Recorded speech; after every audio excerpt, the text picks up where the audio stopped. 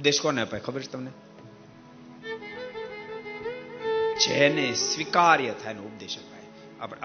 આપણા સૌરાષ્ટ્રની કહેવત છે, ભેંસ આગળ ભાગો શું વાંચું હતું, કારણ કઈ સ્વીકારવાની નથી. એમ જેને કઈ સ્વીકારવું જ નથી. કથા વાર્તા સાંભળ્યા પહેલા બબે જોડી ઠપકારી જતો, પછી બે જોડી ઠપકારી જાય. 10 માં પહેલા જોતા પછી 10 જોવે. ઘણા યાત્રા કરી આવે, યાત્રા કરી 2 મહિના પછી પાછા આવે. ગયા તો બાંધતા ગયા, આવીને પાછા બાંધે. યાત્રા નું અર્થ.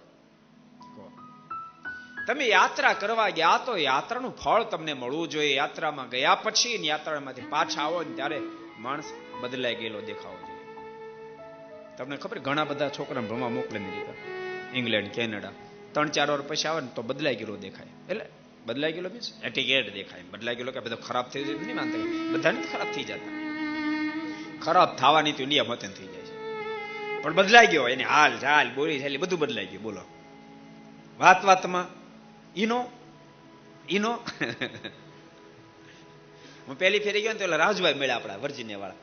એ તો બબે મિનિટ એક ઈનો મેં કીધું આને ગેસ થઈ ગયો પેટમાં. ઈનો કા કરે. ભલે 3-4 વર્ષ ભણીને આવે તો માણસ બદલાઈ જાય. તો સત્સંગ કર્યા પછી કેમ ન બદલાય?